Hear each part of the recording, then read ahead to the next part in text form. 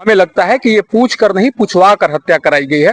इस पर सरकार को सोचना चाहिए, चाहे सरकार ही सम्मिलित क्यों न हो या विपक्ष ही। पूरे कश्मीर को विश्व में अलग थलग करने के लिए ये योजना है, चाहे जिसने भी बनाई है। इस पूरे घटना में जो सिर्फ हिंदू नहीं मारे गए, एक मुस्लिम युवक की भी हत्या आतंकवादियों द्वारा की गई है।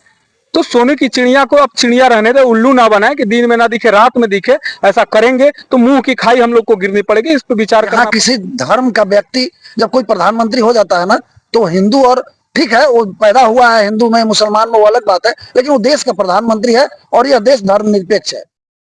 नमस्कार, मेरा नाम है आसिफ और आप देख रहे हैं डायनामिक भारत न्यूज। कल कश्मीर के पहलगाम में एक आतंकी हमला होता है जिसमें धर्म पूछकर लोगों की हत्या की जाती है।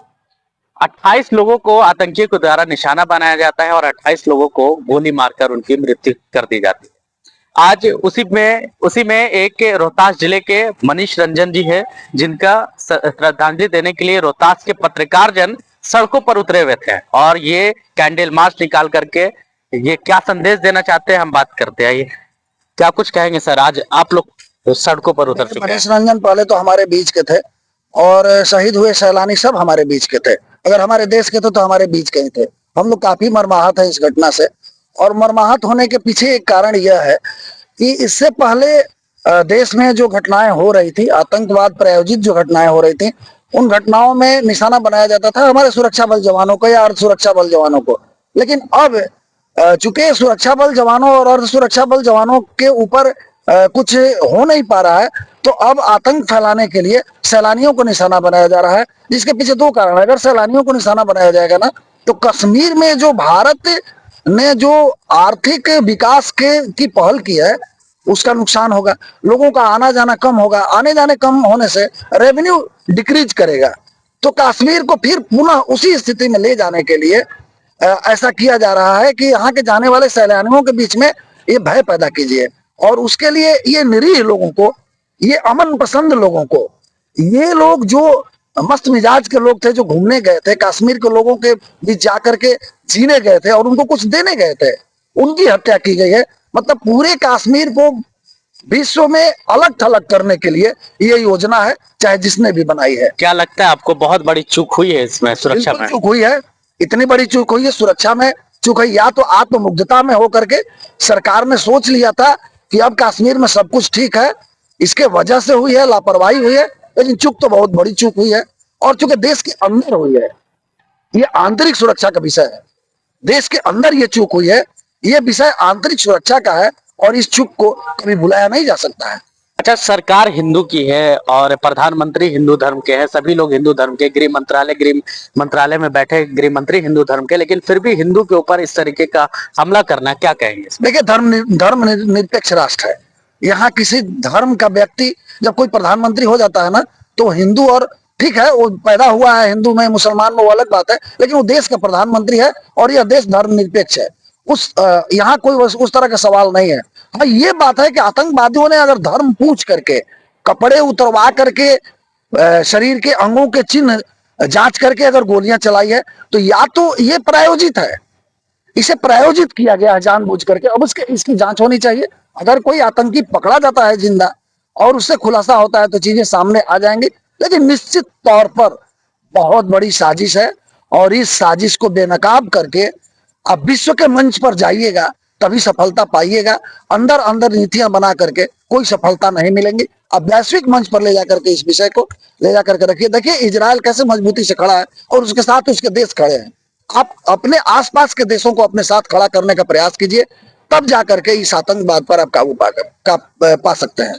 क्या लगता है आपको, पाकिस्तान में एक बार फिर से सरहद पर सुरक्षा बढ़ा दी गई है, क्या इसमें पाकिस्तान का हाथ है? लेकिन वो मना कर रहा है इस चीज को कि पाकिस्तान का इससे जो हादसा हुआ इसमें कोई हाथ नहीं है, लेकिन फिर भी सुरक्षा बढ़ाना, क्या ये सहयोग है या फिर जानबूझकर किया गया? देखिए, सबसे बड़ी बात कि इस पूरे घटना में जो सिर्फ हिंदू नहीं मारे गए, एक मुस्लिम युवक की भी हत्या आतंकवादियों द्वारा की गई है, जो उनसे भिड़ने का प्रयास किया, और वो जम्मू कश्मीर का ही रहने वाला है। क्योंकि मैंने लिस्ट पढ़ा है, 10 नंबर पे जो नाम है वो एक मुस्लिम युवक का है। और जैसा कि हमारे बड़े भाई ने बताया कि यहाँ आंतरिक सुरक्षा का मामला है। और जो कश्मीर स्वर्ग कहा जाता है, वह अब स्वर्ग मतलब उसको देखने के लिए लोग जा रहे थे, वहां के लोगों को रोजगार मिल रहा था।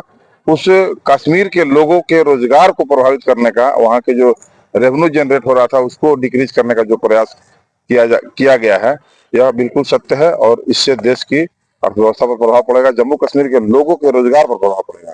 यह कई राजनीतिक दल अलग अलग अपना दावा कर रहे हैं, बयानबाजी हो रही है, क्या कहेंगे? राजनीतिक बयानबाजियों से हम लोग दूर रहते हैं, उस पर हमारा कोई नो कमेंट है। देखिए यहाँ पर पीछे कुछ और युवा पत्रकार साथी भी हैं, हम उनसे भी बात करना चाहेंगे। क्या कहेंगे भैया इस तरीके की घटना जो सबके दिल को झकझोर कर रख दी है? देखिए, कश्मीर के लिए तो ये नई बात नहीं है। पूर्व में जिस तरीके की आपराधिक गतिविधियां वहां रही है, सरकार को इससे कभी भी अपने आप को पीछे नहीं करना चाहिए था। जिस तरीके का 370 आपको कर देना और आप ये निश्चिंत हो जाते हैं कि यहाँ कभी भी ऐसा नहीं होगा, ये तो भूल है आपकी। एक ऐसा जगह जहाँ पे सैलानी घूमने जाते हैं, जहाँ पे आपको टूरिस्ट प्लेस आपने बना रखा है, लोग जाते हैं, और वैसे जगह पे तो सेना की मौजूदगी रहती है। इसके बावजूद भी अगर लोग घुस गए, आतंकवादी घुस गए। और दूसरा चीज, एक चीज आप नहीं समझ रहे हैं तो समझिए कि धर्म पूछकर हत्याएं कब से होती है? नहीं होती है। पैंट खुलवा के आपत्तिजनक चीजें करके कब से हत्याएं होने लगी? अगर हो रही है तो इसको विचारणीय है। हमें लगता है कि ये पूछ कर नहीं, पूछवा कर हत्या कराई गई है। इस पर सरकार को सोचना चाहिए, चाहे सरकार ही सम्मिलित क्यों ना हो या विपक्ष ही। राजनीतिकरण हो रही है तो राजनीति के लोग इस पे विचार करें। प्रधानमंत्री जी लगातार हिंदू खतरे की बात करते हैं। प्रधानमंत्री खुद हिंदू हैं, हिंदू धर्म से आते हैं। गृह मंत्री हिंदू धर्म से आते हैं और भी कई बड़े पद पर बैठे मंत्रालय मंत्री हिंदू धर्म से हैं। आज हम लोग 2 पीढ़ी देख चुके हैं। हम लोग दूसरे पीढ़ी में हिंदू मुस्लिम देख रहे हैं। पहले पीढ़ी में ऐसा नहीं होता था। हिंदू मुस्लिम है भाई, जाति अलग है, धर्म अलग है। हमारे हिंदू धर्म में जातियों में नहीं विरोध है, जातियों में विरोध है। फिर धर्म की बात हम कैसे करें? क्या ईद पे हिंदू मुसलमान के घर नहीं जाते हैं? क्या होली में मुसलमान हिंदू के घर नहीं आते हैं? नहीं मनाते हैं? मनाते हैं। आप दृष्टिकोण अगर अलग रखेंगे, नफरत की भावना करेंगे, तो आपको अगर ये बताइए कि दिन है और आंखें बंद कर लेंगे तो रात नजर आएगी मेरे भाई। तो सोने की चिड़िया को अब चिड़िया रहने दे, उल्लू ना बनाए कि दिन में ना दिखे रात में दिखे। ऐसा करेंगे तो मुंह की खाई हम लोग को गिरनी पड़ेगी। इस पर विचार करना पड़ेगा। अभी तो फिलहाल हम लोग ज्यादा बोलेंगे नहीं, क्योंकि ऐसा समय है कि इस पर देखने की स्थिति है। सरकार क्या करती है अभी हम लोग देखें इस पे।